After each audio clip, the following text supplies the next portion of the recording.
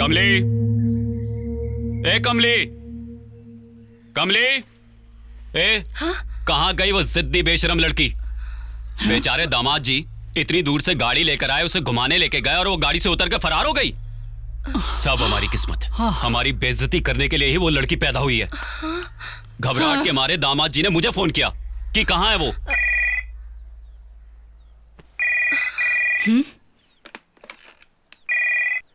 Hello छोटी दीदी। छोटी दीदी क्या हुआ? तुम रो क्यों रही हो दीदी? क्या हुआ? मैं राजा को मिलने वहां गई थी।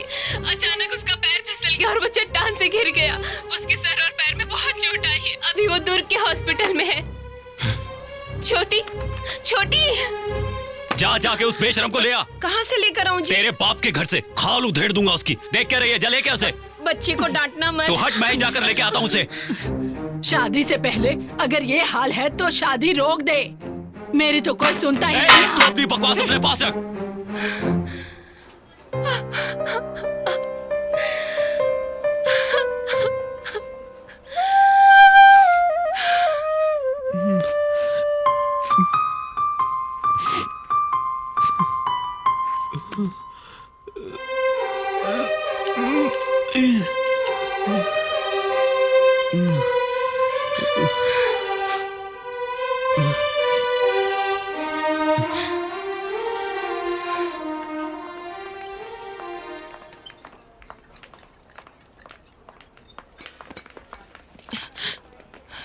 दीदी राजा भैया चट्टान से गिर गई है। दीदी उन्हें हॉस्पिटल लेके आई हैं। ये सब कैसे हुआ?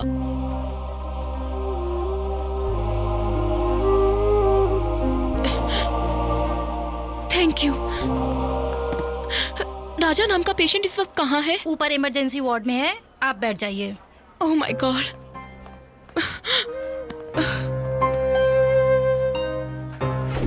Okay sir. राजा के साथ कौन है? उन्हें मेल वार्ड में शिफ्ट कर दिया। Thank you.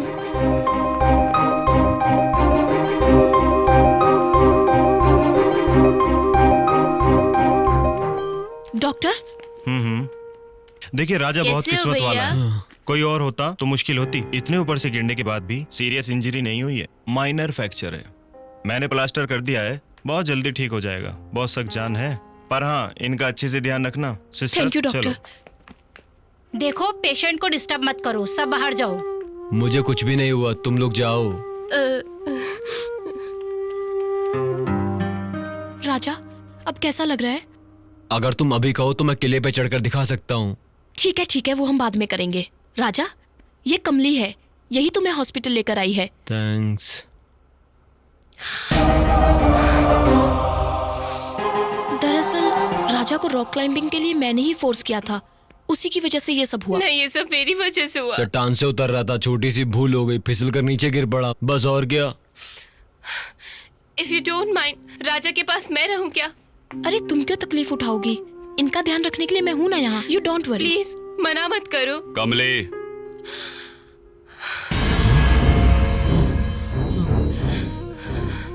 चलो घर चले।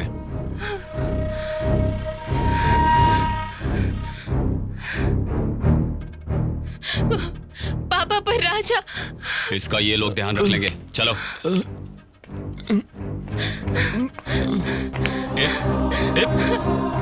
चल। पापा मुझे छोड़ो, मैं राजा को इस हाल में छोड़कर आपके साथ नहीं आ सकती। चुपचाप मेरे साथ घर चल, वरना तुझे और उसे यही मार डालूंगा, चाहे मुझे जेल हो जाए। चल मेरे साथ। देखो जब से तुम बंदर बनकर पहाड़ पर चढ़ने लगे हो, कितने लोग तुम्हें देखने आने लगे हैं। और वो लड़की तो देखो अपने पिता के साथ भी नहीं जा रही थी। हेलो, क्यों भाई, लव एट फर्स्ट साइट हो गया क्या? हाँ? ए, मैं तो मजाक कर रही थी, अब जरा हंस भी दो। क्या हंसूं, मुझ पर क्या बीत रही है तुम क्या जानो। ऐसा क्या सोच रहे हो? तुम रो क्यों रहे हो? फिक्र मत करो, मैं हूं ना तुम्हारे साथ और हमेशा रहूंगी। कहाँ गई हो? इधर आओ। देखो महारानी आ गई। आरती की थाली लेके आ और इसकी आरती उतार। हमारी इज्जत की धज्जियां उड़ाने गई थी उसके साथ। उस राजा के पीछे भाग कर गई। हमारी कोई परवाह नहीं है तुझे? मत छोड़ो ना दीदी को, क्यों मार रही हो? दीदी की तरफदारी कर रही है, तरफदारी कर रही है। छोटी लड़की होने से अच्छा होता है कि हम लड़का होकर पैदा होते। आओ पापा, मारो मुझे, फिर भी जी नहीं भरता तो काट डालो मुझे, फिर भी मैं वही क्यों रे, क्या पागलपन कर रही है तू? हीरे जैसा लड़का है वो, और उसे छोड़ के तू राजा के पीछे भाग रही है। अपने माँ बाप की फिक्र नहीं है तुझे? प्यार, राजा तो मुझे मेरी जान से ज्यादा मेरा अपना बन चुका है। हे भगवान, दुख हो या सुख हो, मुझे उसके साथ ही जीना है। ए, तू सामने से हट। हाथ जोड़ती हूँ, ऐसा मत कीजिए। पापा, बात सुनिए पापा। ये ले, पकड़ इसे, पकड़, काट डाल हम दोनों के सिर। क्या कर रहे हो पापा? अपनी जिद पूरी करने से पहले हम दोनों को मार दे। आज एक नया इतिहास बनने दे। जन्म देने वालों को मारकर दो प्रेमी एक हो गए। ले मार दे हमें। नहीं पापा।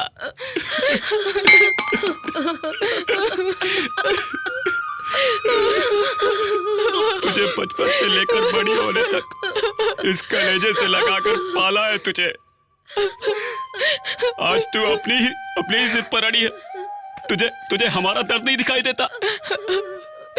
एक भिखारी को अपने दिल में बिठाकर उसे ही अपना सब कुछ मान चुकी हो।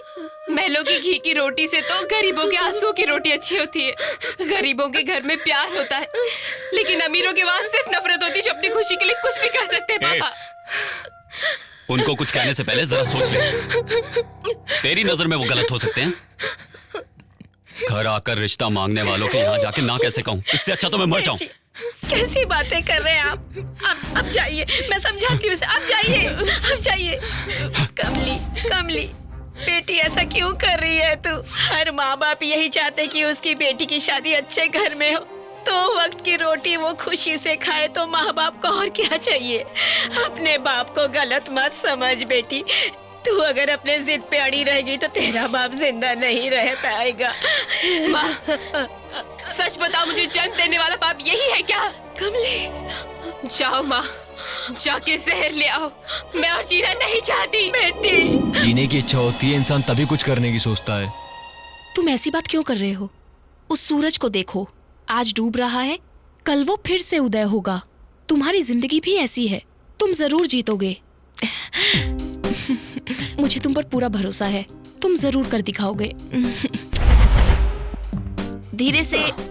हाँ, अरे छोड़ो मुझे, मैं अपने बल पर ही चलूंगा। एक पैर से किले पे चढ़कर दिखाऊंगा तुम्हें, चाहे हड्डी टूट जाए। एक पैर से? पहले हॉस्पिटल से डिस्चार्ज तो हो जाओ, फिर एक पैर से चढ़ना। अगर मैं एक पैर से किले पे चढ़कर दिखा दूं तो? हाँ, मैंने कब कहा कि नहीं चढ़ सकते? चढ़ोगे। बदकिस्मती पीछे ही नहीं छोड़ रही है, गिरने के बाद भी जिंदा हूँ मैं। कुछ साबित करने के लिए नामुमकिन को मुमकिन करने की कोशिश में आज कई लोग गलत कदम उठाकर जेल में सजा काट रहे हैं, तब भी वो हिम्मत नहीं हारते। सुन रहे हो ना तुम? धरती पर बोझ बनकर दूसरों के सहारे जिंदगी बिताना भी कोई जिंदगी है क्या? मतलब कि कोई कामयाब नहीं हो पाया तो मर जाओ? मेरा वो मतलब नहीं था। फिर क्या मतलब था? हमेशा बहती हुई नदी की तरह रहा करो। ठहरा हुआ पानी गंदा हो जाता है, लेकिन बहता हुआ पानी हमेशा साफ रहता है, हमेशा फ्रेश रहता है। दिल भी बिल्कुल वैसा ही है। नामुमकिन को मुमकिन करने के बारे में सोचो, फिर देखना तुम ही जीतोगे। मेरी तुमसे यही एक्सपेक्टेशन है। मेरी जिंदगी में से कई दौर आए और चले भी गए। फिर से वही बातें। औरों को तकलीफ देना ही मेरी जिंदगी बन गई है, और तुम मेरी सेवा में दिन रात एक कर रही हो। मुझे लगता है मैं भी तुम्हें तकलीफ दे रहा हूँ। अरे बहुत गलत सोच है। हे बंदर, इधर देखो।